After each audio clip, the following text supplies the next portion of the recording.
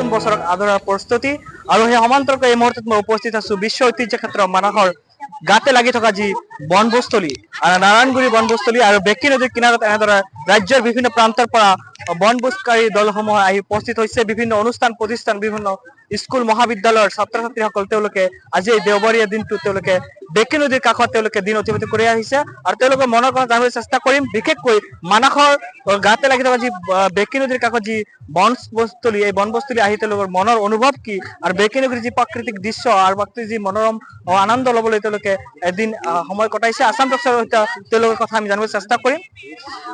এতিয়া স্কুলীয়া কলেজৰ ছাত্ৰ ছাত্ৰী আছে, কেনেকুৱা অনুভৱ বেঁকী নদীৰ কাষত বনভোজ খাবলৈ আহিছা, কি ক'বা?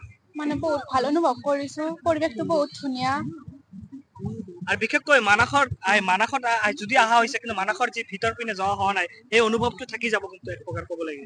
নিশ্চয় যাম। আৰু ইয়াত মানাহৰ এই বনভোজটো কেনেকুৱা অনুভৱ, কি কি সুবিধা পাইছে? বিশেষ একো অসুবিধা পোৱা নাই। আৰু সুবিধা কি কি পাইছে? সুবিধা ভালে পাইছে। আৰু বিশেষকৈ আকৰ্ষণৰ কেন্দ্ৰবিন্দু কোনটো বুলি ক'ব পৰা যায়? ইয়াতে ভাল লগা দৃশ্যটো কোনটো আছে? নিজৰাটো পানীখিনি। নিজৰা আৰু বেঁকী নদীৰ কাষতে আছে আমাৰ ভূটানৰ যি প্ৰাকৃতিক দৃশ্য সেইসমূহ অনুভৱ কেনেকুৱা? যাই পোৱা নাই কিন্তু ভালে হ'ব লাগে। ক'ৰ পৰা আহিছা? হাজো। হাজোৰ পৰা আহিছা। মহাবিদ্যালয় সুৰেন্দ্ৰ দাস মহাবিদ্যালয়। ৰাজ্যবাসীক বা অন্যান্য স্কুলৰ বা কলেজৰ ছাত্ৰ ছাত্ৰীক কি আহ্বান কৰিবা তেওঁলোকৰ ইয়াতে আহিবলৈ? তেওঁলোকৰ যেন পৰিৱেশটো কেনেকুৱা ধৰণৰ চাই যাওক, কেনেকুৱা লাগে তেওঁলোকৰ। আৰু নিশ্চয়কৈ এয়া আছিল এগৰাকী মহাবিদ্যালয়ৰ ছাত্ৰী আমাৰ সৈতে আসাম টকছৰ সৈতে বাৰ্তালাপ কৰিছে।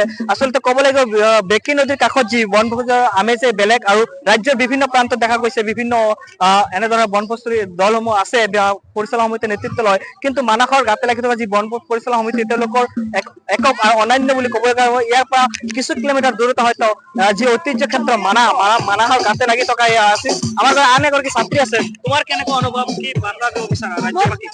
ৰাজ্যবাসীক মানে কি কম, মানে ইয়াতে বহুত ভাল লাগিছে, পৰিৱেশটো বহুত ভাল আৰু বহুত পৰিষ্কাৰ কৰি ৰাখিছে আৰু সেইখিনি আৰু বহুত ভাল লাগিছে। সেইখিনি যিখিনি সুবিধা বিচাৰিছিলো পাইছো আৰু কথাখিনি সেইটোৱে আৰু সকলো যাতে আহে আৰু ইয়াত বহুত ভাল লাগিছে আহিব সকলো।